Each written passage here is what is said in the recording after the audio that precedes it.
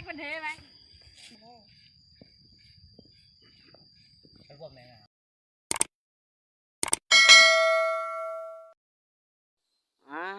กราบทักทายสบายดีและสวัสดีพี่น้องๆทั้งฟังลาวฟังไทยต่างประเทศก็ดีตอนนี้ก็อยู่กลางไห้กลางนาทุกคนอยู่กับบรรยากาศฝนตกว่ามันนี้ก็สิไปซักกาทุกคนเลยคือว่าคลิปผ่านมาก็ว่าสิซักกับประธานได้ซักทุกคนฝนตกก่อนตอนนี้ฝนตกอยู่ทุกคนเลยคนอื่นกาเข้าส้มแล้วก็อย่าลืมทุกคนเพลงกันคือเก่าอย่าทิมอย่าปะอย่าละอย่าไล่ทุกคนเลยถ้าผิดพลาดประการใดขอโทษขออภัยหรือว่าเข้าส้มทุกคนบ่ทันเขาหาเพื่อนบ่ทันก็ขอโทษขออภัยคือเก่าทุกคนเลยมีแต่เบิ่งเวลาวิธีซักกาแถวชนบทแถวบ้านคอยเป็นจังไดทุกคนไปเบิ่งไปสุ่มแต่บ่ได้ใส่รถยอดคือเพิ่นเด้อทุกคนเด้อแต่ได้เอาแบบว่าเอามือเอาหยังซักว่าง่ายซะใส่ด้วยมือคือว่าใส่ด้วยมือใส่ด้วยไม้ทุกคนเลยบ่ได้ใส่ฝุ่นจักรว่าง่ายซะอยู่แถวชนบทแถวบ้านนอกของคอยเนาะแล้วก็ส่วนหลายกับส่วนน้อยเขาเจ้าว่านบ่ว่าหลายอย่างทุกคนเลยไปซักกันเลยทุกคนเลยหลายคนเด้อทุกคน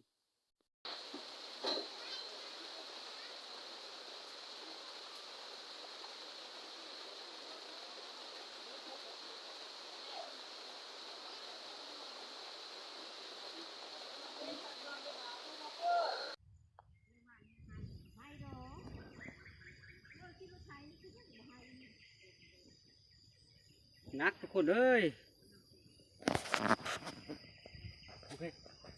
ว่าตอนนั้นซักกาฝนตกบ่ได้ซักบ่ได้ทุกคนเลยคลิปหลังกันทุกคนเลยแต่ว่าคลิปนี้ละผลหญ้าจากได้ประมาณนี้นะทุกคนเลยบรรยากาศดีทุกคนเอ้ยประมาณนี้ทุกคนเลย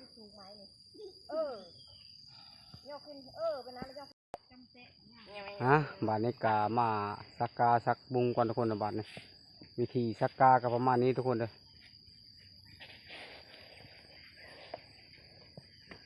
ถือว่าเล็กน้อยก็ใส่ได้ผู้ใหญ่ก็ใส่ดีทุกคนเลยใส่บัตรีก็ยังว่าใส่กาอยู่มานี้ทุกคนเลยกับมียังลงยังลายดอกมาอยู่ไฮอยู่หน้าก็ได้ใส่กาใส่บุงนี่นะทุกคนถือว่าคลิปค่อยการลงไปก็คือว่าทุกคนเนี่ยสูงนี่ก็ไม่ได้ลงตรงเวลาแบบว่าปัญหาก็เรื่องนิดทุกคนเลยนิดบุญดีปันใดไว้ง่ายซะ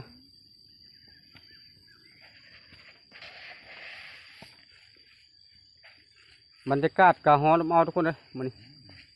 เดี๋ยวฝนจะตกทุกคนเลยตกอยู่แต่บ่แห้งปันใด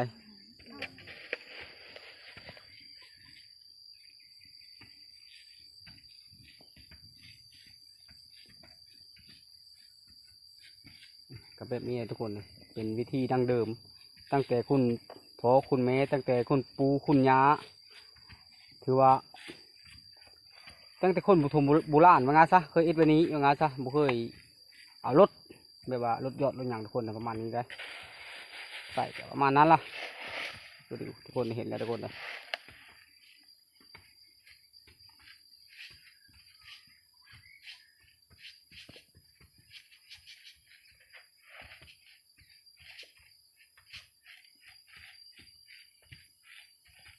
เมื่อแล้วก็พักทุกคนเลย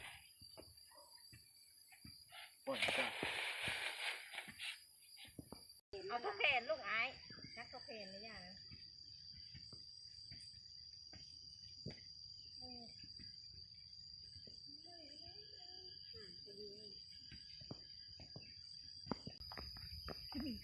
เรานั่งอยู่ไม่ลุงกับประมาณนี้ทุกคนเลยเราหูนิ้วรู้ชีวิตเลยเท้าแล้วเท้าเองจะปีเนี่ยพี่8 คลิปปุ๊ละประมาณนี้ทุกคนเลยบรรยากาศอยู่ตรงไหนตรงหน้ามันนี้สักประมาณกระสอบนึงทุกคนมันนี่ฮะนะประมาณนี้ยังไงมันนี่นั่นดูลาไปดูลาไปฮะพ่อตาเนี่ยก็ดูพ่อตา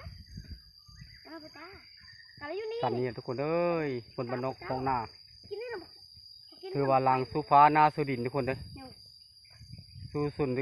โดยเรือโดยไข่ทุกคนเด้อ จะได้ไป ประมาณนี้อ่ะบานนี้ก็สิได้สักกาก่อนทุกคนบานนี้ เอาลูกอ้ายว่ะเนี่ยไปเบิดเร็วนะแบกมันเทไหมเป็นเลยดิเอาไปนั้นละหลักเล่นตาเล่นมากนั่นล่ะ งูจังหวะมันสิงูจังหวะเอาตัวแบบ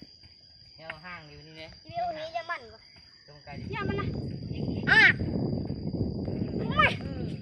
ห่านแบกกันเร็วก็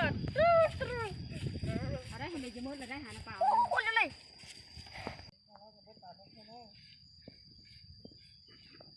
ไอ้พวกแมงอ่ะมันจะงันไปก่อนเลย โอ้ดีแต่พวกพวกนี้ผมบอกว่าหันให้เข้าไปป้อนป่ะ เอาอันนี้คนซักกันก่อนเหรอ เวลามึงเอาแบกเปียกดจ้าเอาเลยยาเชื่อ จะลายปะ โตโอ้ยปั่นมาตัวไม่เอา สักแรกมันจะงาน นี่ฮะคนชักถูก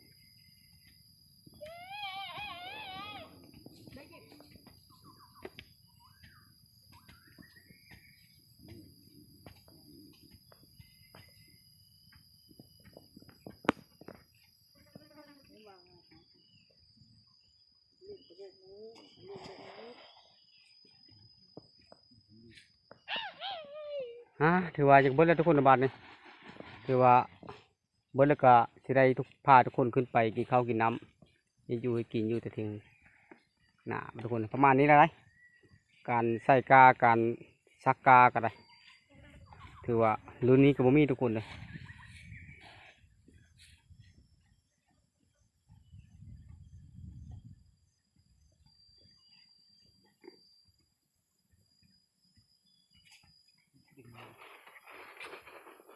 บรรยากาศทุกคนปุ๊มืดผากำพลทุกคนเลยแต่แดดทุกคนเลย2-3 มื้อหลังท่านโอ้ผลขนาดทุกคนเลยพอจะใส่กาบไรจนได้มื้อ1 2 มื้อจะได้มาใส่ทุกคนเลยประมาณนี้ได้อ่ะขึ้นไปกินข้าวกินน้ำกันทุกคนเลย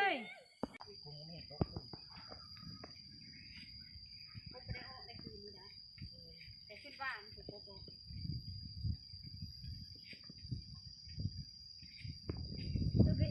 แบกเอ้ยจับแน่เอาลุงหา บ้านทุกคนในบ้านนะ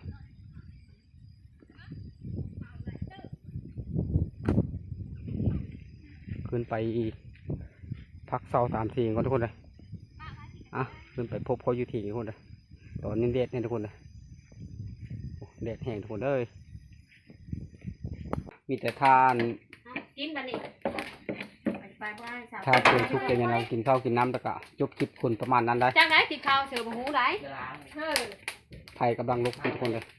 บ้านนี้ทุกคนในบ้านนี้ก็เก่งข้างนอกก็มาแล้วบ้านนี้นะมีแต่กินข้าวเลยทุกคนบ้านนี้นะ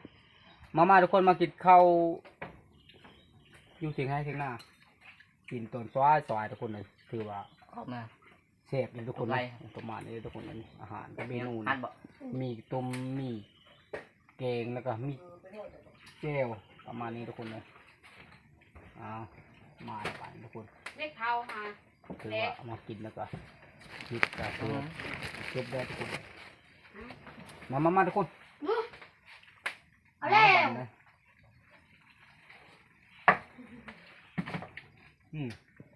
ข้าวงข้าวง